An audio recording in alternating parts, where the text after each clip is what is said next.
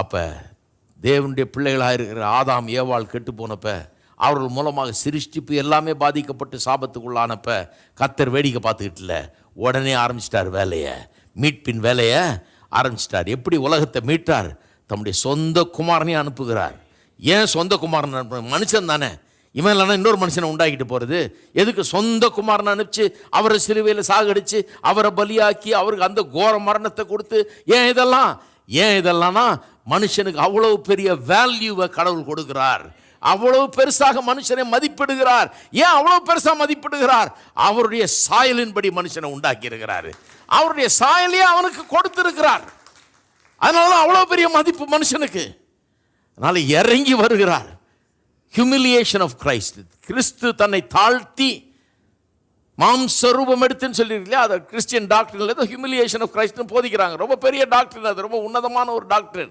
எப்படி தன்னை தாழ்த்தினார், எப்படி பரலோகத்தின் தேவன் தேவகுமாரன் திருத்துவத்தின் 2ஆம் நபர் இந்த உலகத்தில் இறங்கி வந்து மனுஷர் மத்தியில் வாழ்ந்து தம்மை தாழ்த்தி சிலுவை பரியந்தம் தேவனுக்கு கீழ்ப்படிந்தார் என்று எழுதியிருக்குது பாருங்க.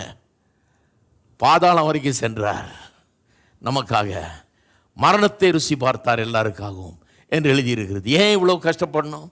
ஏன் இந்த மனுஷன் தானே தொலைஞ்சு போகிறான், அவன் செஞ்ச தப்புக்கு இதுவும் வேணும் இன்னும் வேணும், விட்டுருக்கலாமே? முடியாது. ஏன்னா கடவுள் அவனை அப்படிப்பட்ட உன்னதமான ஒரு ஸ்தானத்தில் வச்சுட்டாரு. தம்முடைய சாயலை கொடுத்துட்டார், தம்மை போலவே உண்டாக்கிட்டாரு. அவனுக்காக எல்லாத்தையும் உண்டாக்கிட்டாரு, சிருஷ்டிப்ப. ஆகவே இவனை மீட்கிறது மட்டுமல்ல, முழு சிருஷ்டிப்பையுமே மீட்க போகிறாரு. ரத்தம் சிந்தி இவனை பாவங்களை கழுவும்படியாக ரத்தத்தை சிந்தி இவனை மீட்கிறாரு. இவனை மீட்டு கொண்டார். இன்னைக்கு பாவ மன்னிப்பு ஏராளமான ஆசீர்வாதம் இன்னைக்கு வந்து கிடைச்சிருக்கு அவனுக்கு.